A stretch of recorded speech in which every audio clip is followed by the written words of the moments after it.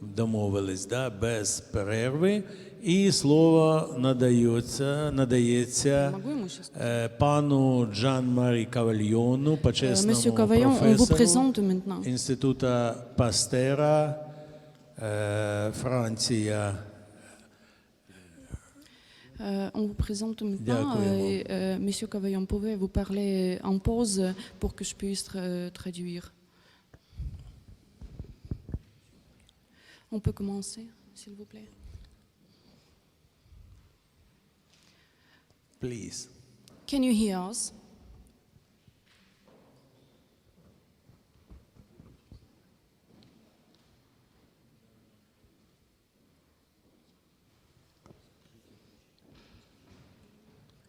Что включить? Just can you write if you hear us? I do. Just. We can hear you. Okay, that's fine. So I will start. So first of all, I would like to thank Professor Valérie Minouchine and Irina Voronkina for their kind invitation. It's of course for me a great honor to participate in your meeting. I'm delighted to be in Kharkov, at least through this internet connection. So I'm going to revisit the METCHNIKOFF work in the light of the COVID-19 pandemic. В первую очередь я хотел бы поблагодарить за приглашение на конференцию и выступить с докладом, который посвящен COVID-19. Я его плохо слышу, звук плохой. So, as you are aware, COVID-19 has generated a great number of publications, more than 91,000 papers in 2020, and for 2021, we are already with more than 55,000 papers. Could you please repeat? I didn't hear well. Do you have the slide on your screen or somewhere? Just could you repeat what you've just told just because the sound wasn't good enough. I was just reading the slide saying that the COVID-19 pandemic has generated a large number of papers, 91,000 papers in 2020 and more than 55,000 papers in 2021. Возникновение ковида привело к тому, что появилось очень большое количество научных статей, посвященных ковиду. And this fits with METCHNIKOFF's ability to read papers. And as Alexandre Bestredka said, he was for us, his collaborators, a living bibliography, especially because METCHNIKOFF was mastering Russian, German, French, and English.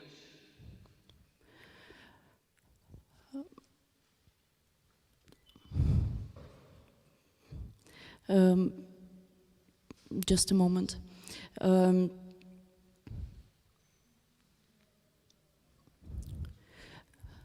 Could you please repeat? I'm very, very sorry, but I couldn't hear you well. I said that METCHNIKOFF was known by his colleagues to read a lot of papers, and Alexandre Bestredka, his collaborator, said he was for us, his collaborators, a living bibliography. And indeed, METCHNIKOFF was mastering Russian, German, French, and English. Один из сотрудников Мечникова говорил, что он является ходячей библиотекой, энциклопедией, и он владел несколькими языками: английским, французским, немецким, русским. So the COVID-19 pandemic is involving an international cooperation. COVID-19, ну, скажем так, означает международное взаимодействие, сотрудничество. And indeed, METCHNIKOFF has been working as a team leader and mentor for many collaborators coming from all around Europe and even from Japan. Мечников был, ну, скажем, главой исследований, да, исследовательских команд по Европе и даже Японии. And they published more than 200 articles. Он написал около 200 статей. So just an illustration of the European collaboration. This is a paper I published together with my colleague from the European Shock Society. And this is a recent paper just published in Lancet Respiratory Medicine with my colleagues of the European Group on Immunology of Sepsis. И в знак сотрудничества, научного сотрудничества, и в знак научного сотрудничества я опубликовал статью в медицинском журнале Lancet. So among the topics that have been addressed by METCHNIKOFF, aging was one of them. И одна из тем, которые я исследовал, это тема старения. And indeed, is the one who coined the word gerontology. Could you please repeat? And METCHNIKOFF coined the word gerontology. И Мечников изобрел слово геронтология. So, studying old age, he discovered what they call the neurophages, which in fact are the microglial cells within the brain. Мечников исследовал ну, клетки мозга и микроглии. So clearly we know that COVID-19 is associated with old age and the mortality is increasing with age. Мы знаем, что COVID связан с пожилым возрастом, да, имеет отношение к большому возрасту, к пожилому возрасту, и смертность возрастает с возрастом. And aging is associated with what we call immunosenescence. And immunosenescence combines decreases in innate and adaptive immune responses in addition to the exacerbated production of inflammatory cytokines. И старение также связано с воспалением, с возникновением цитокинов. And this last aspect is called inflammaging. И вот этот последний аспект называется воспалимость. So, of course, METCHNIKOFF has been studying a lot of infectious diseases.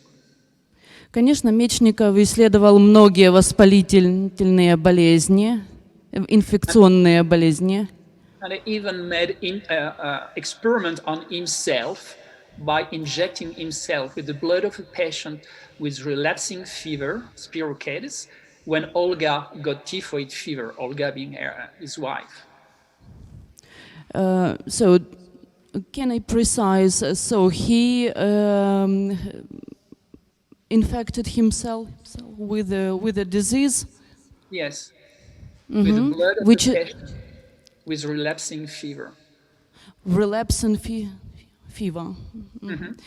Значит, и он Мечников исследовал воспалительные, инфекционные болезни, и он даже заразил себя болезнью, которая называется там, честно говоря, не могу перевести, горячка. And in 1892, he drank a culture of cholera and was okay, so he gave this same culture to Jean-Baptiste Juppy, who had been saved by Pasteur receiving the rabies vaccine. And Jean-Baptiste Juppy was very sick. И он даже выпил культуру холеры. И Жан-Батист, еще один ученый, да, он был заражен другим типом инфекционной болезни. Руби — это у нас краснуха. Краснуха. Among the other infectious diseases, Metchnikov studied syphilis, and published with Émile Roux from 1903 to 1906 different investigation, ending to the proposal of use calomel as a drug. Также была исследована болезнь, которую вы видите на слайде, и было предложено лекарство каламел для этого заболевания. Among other infectious diseases, Metchnikov also studied tuberculosis, started when he was in Odessa in 1888, and then ending his study on tuberculosis in Astrakhan in 1911, studying epidemiological analysis of tuberculosis. В 1818 в Одессе он изучал туберкулез, и затем в 1819 в Астрахани он также продолжил исследования туберкулеза. Among his colleagues, Félix Ménil, you see here on the picture, who was in Metchnikov laboratory, published a work on septicemia. Также он вместе с ученым, которого вы видите на слайде, да, исследовал еще одну болезнь.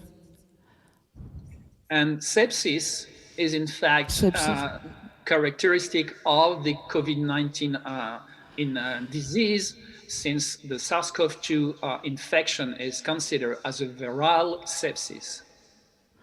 COVID также связан с сепсисом, который называется вирусным сепсисом.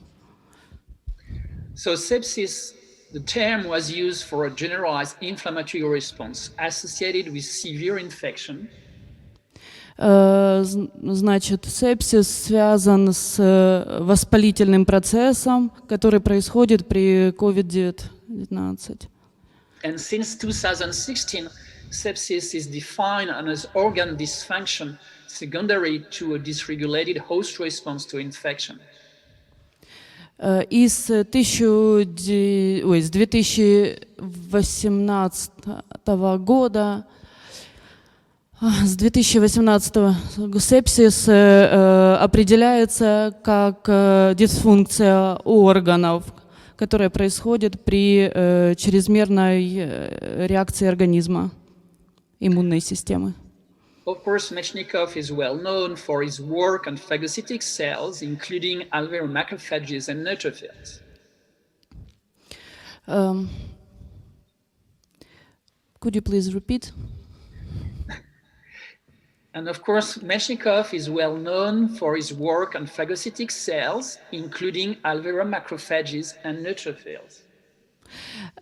И Мечников также известен исследованием микрофагов, которые известны как нейтрофилы и нейтрофилы.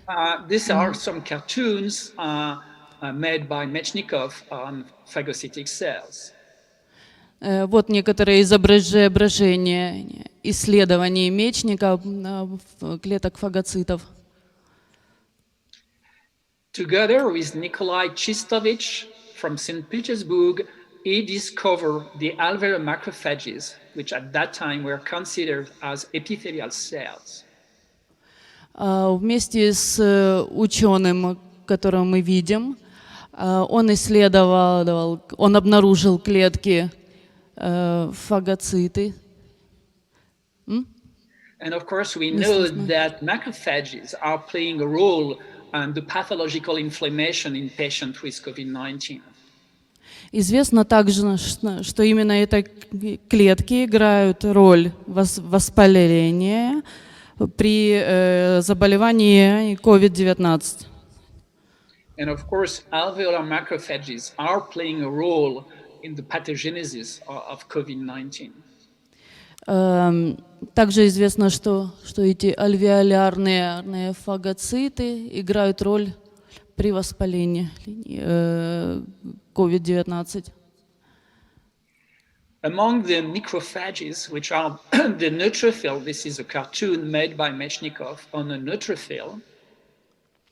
Здесь вы видите изображение, составленное самим Мечниковым по нейтрофилам. And now there are strong evidence has been accumulated since the beginning of the COVID-19 pandemic that neutrophils play an important role in the pathophysiology, particularly in patients with severe disease. Известно, что нейтрофилы играют роль в патогенезе у больных с серьезными заболеваниями. This is an example of the so-called neutrophil extracellular trap, which contributes to the immunothrombosis observed in COVID-19 patients. And this phenomenon is called netosis. Нейтрозис? Netosis. Нейтрофилы, а процесс как называется? Нейтрофилоз.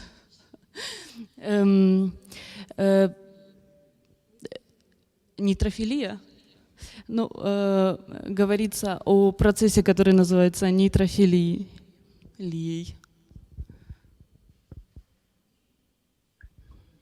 And interestingly, the netosis phenomenon was described by Constantin Levality working in METCHNIKOFF laboratory when he wrote, alter in their vitality, deteriorated, destroy, neutrophils still contribute to antibacterial immunity.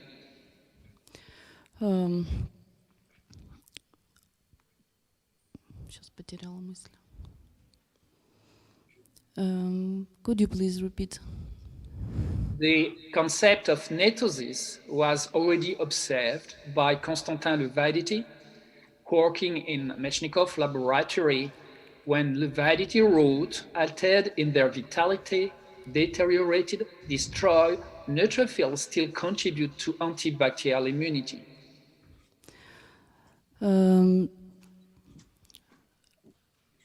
Just a moment.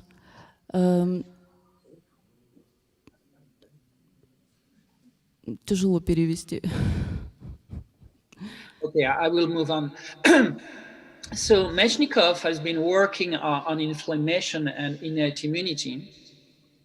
Мечников работал над проблемой иммунитета. And published his lecture on inflammation that were then translated in English.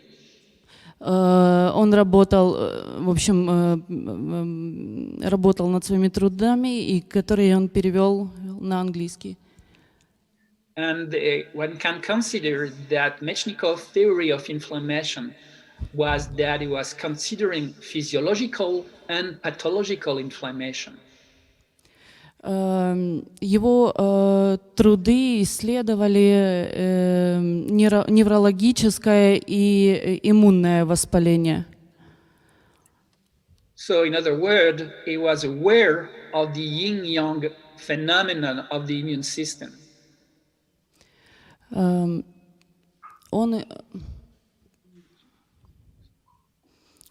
Could you please repeat the beginning of the phrase? He was aware of the yin-yang phenomenon of inflammation and with the beneficial and deleterious effects. Он был в курсе эффектов, которые происходят при воспалении. This phenomenon is illustrated here in this work when interferon alpha was given to COVID-19 patients. Эти явления проиллюстрированы в этой работе, которую вы видите. And being beneficial in early phase and deleterious in late phase. И эти явления являются полезными в ранней фазе, на поздней фазе.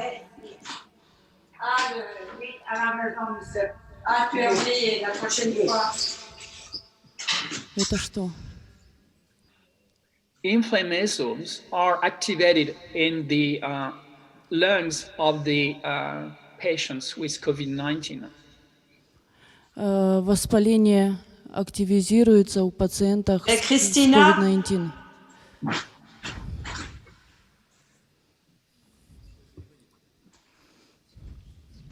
La conférence, elle est à Pologne. Oui. Elle traduit en polonais. Oui.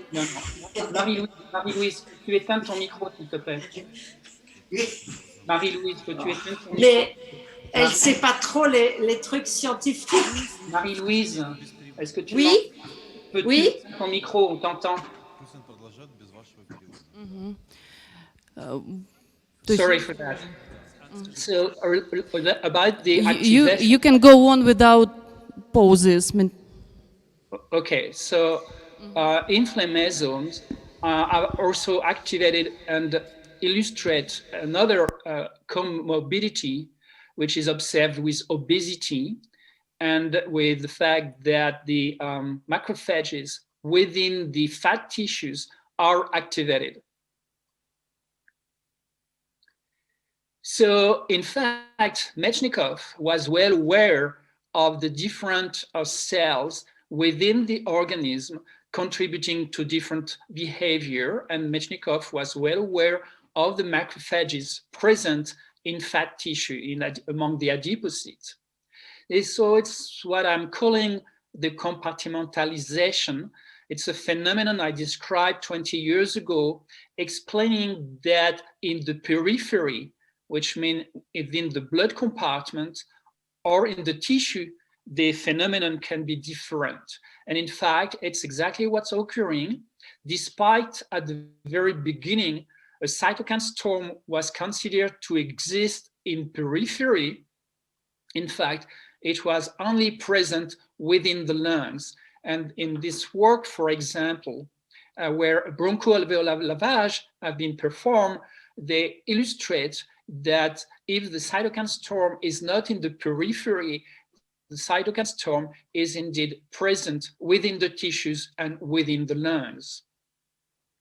This inflammation is characterized by a synergy between inflammatory cytokines such as TNF and gamma interferon.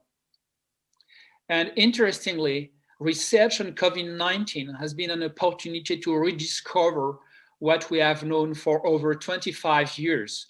So this is just a paper published more than 25 years ago, showing already the synergy between gamma interferon and TNF. Another very important component in COVID-19 is the role of the complement system. The complement system was studied by Jules Bordet in METCHNIKOFF'S laboratory, and Jules Bordet got the Nobel Prize in 1920 with the label 1999. So Jules Bordet was describing that immune serum can generate bacteriolysis, what he called at that time alexin. And later on, Jules Bordet, still in METCHNIKOFF'S laboratory, worked on the hemolysis using antibodies against red cells. And those were the consequence of the complement system. In fact, the complement system is also playing a major role in inflammation consecutive to COVID-19, as shown in this paper. And once again, this COVID-19 is an opportunity to rediscover what we have known for over 20 years. And this is the paper showing the role of C5a, the anaphylatoxin C5a, in sepsis. So among the aggravating factors that are occurring in the lungs of the patients who develop acute respiratory distress syndrome, ARDS, during COVID-19, the complement activation is involved. The alveolar macrophages activation is involved. The aberrant neutrophils behavior is observed, and the netosis phenomenon is observed. As well, coagulation is playing a major role. Once again, Jules Bordet in METCHNIKOFF laboratory with Octave Jangou have been working on coagulation, studying the coagulation in goose blood, or studying the role and antibodies against serum to prevent coagulation. And coagulation has been mainly observed in the COVID-19 patients, as seen here in these biopsies performed in patients who died because of COVID-19 with a general thrombosis. And also this paper interesting showing that the level of dimer, D-dimer, which is a marker of coagulation, as you can see here, the red curve is the outcome of the patient, the survival curve of the patient with the high D-dimers and low compliance. As you can see clearly, the contribution of coagulation is an important parameters of the COVID-19. METCHNIKOFF has been working on the gut, and we know that is the origin of the discovery of microbiota, and has been studying the microbiota in the gut and the faces of babies from Paris and from Moscow, and as well studying the microbiota from different animals such as the horses. And we know that gastrointestinal manifestation in SARS-CoV-2 infection is frequent. It has been in this meta-analysis, including 4,200 patients, 17% of the patients had gastrointestinal symptoms, and in almost half of the patients, the viral RNA of the SARS-CoV-2 was found in the stool. METCHNIKOFF has also been working on the nervous system. These are some cartoons made by METCHNIKOFF, at least in his laboratory by his colleague, on the human and animals who died of rabies. Well, indeed, we know that SARS-CoV-2 is a pathogen within the nervous system. And I like to mention this recent work of the colleagues of Institut Pasteur in Paris, who studied the anosmia associated with COVID-19 and showing the infection of the epithelium cells, but also in a hamster model. They showed in the figure, the upper right, the viral load in different parts of the brain. So the virus is within the brain. Of course, the COVID-19 has been associated with numerous psychological consequences. And we know that METCHNIKOFF as well has been very much interested in the optimistic and pessimistic view of life in his blue book on the nature of man, the optimistic philosophy, on the optimistic studies published in French, in English, and in Russian. Just to illustrate the consequence of psychological disorder consecutive to the COVID-19, I'd like to give you this example. This is a picture where I am with a young Chinese investigator and her husband. And once I received a WhatsApp message saying that she had been kidnapped in the United States. In fact, she reappeared a few months later on Fox News and on other media, interview, for example, with Steve Bannon. All those people are the conspirators and she finally published a paper saying that the SARS-CoV-2 genome was constructed by human. It was not a natural virus, but constructed by a human scientist. The other example of the consequence on psychological distress due to the COVID-19, here it's a student, Kang Sang-Lee, it's here in Cambodia, and unfortunately, he committed suicide and killed himself because he was desperate that the COVID-19 patients and the doctors were not proposing vitamin C that he had been defending all his life. Of course, we know that Metchnikov has been using a lot of animal models. And in fact, if we recollect all the investigation made by Metchnikov, we can consider that he has been working on more than 30 animal species. Among the animals he studied, bats, and this is a paper published by Metchnikov and his colleagues in 1909, where this cartoon of one given bat. And we know that COVID-19 is a zoonosis derived from bats.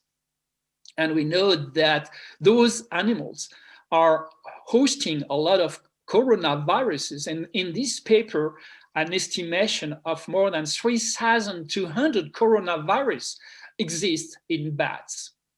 So I'll just show you another paper we published with my colleagues about the animal model. We had the cover of eBiomedicine about all the animal species that can be used for as animal model to mimic the COVID-19. Finally, I would like to end my presentation on the contribution and the link between Metchnikov and, of course, the vaccines. Of course, as you know, Metchnikov has joined Louis Pasteur, and Louis Pasteur was well known to have developed 4 different vaccines. I like to present this picture of Metchnikov because it's quite puzzling to see the similarity between the famous painting of Metchnikov by Edelfelt, it's a Finnish painter, and this picture taken of Metchnikov. The similarity is just amazing. As you know, in 1885, Metchnikov joined Nikolai Gamaleya in Odessa and became the director of the Bacteriology Institute, which was founded by the city to focus on rabies vaccination. Talking about Nikolai Gamaleya, he was invited to join the Institut Pasteur, and in fact, he was present during the inauguration in 1888, but finally, he never joined the Institut Pasteur and moved back to Odessa before being a director in an institute in St. Petersburg, and finally the director of the Institute of Epidemiology and Bacteriology of Moscow. Of course, this institute is well known because nowadays this institute is called the Gamaleya Center, and as you know, they have generated the Sputnik V vaccine. Metchnikov has published many approaches to develop vaccines, and I won't get into the details of this investigation, to obtain antibodies against the cholera toxin and to obtain immune sera, which were protective. Among the vaccination Metchnikov did, together with Alexandre Besredka, is this work on the typhoid vaccine, and it made his expertise and evaluation on 10 different chimpanzees. So, of course, the SARS-CoV-2 crisis has generated a lot of vaccines candidates that you are summarized in this slide. Nowadays, more than 300 of those candidates exist, and nowadays, more than 100 are in clinical testing.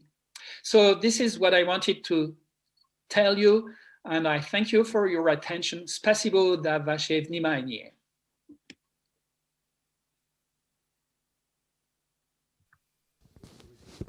Thank you very much.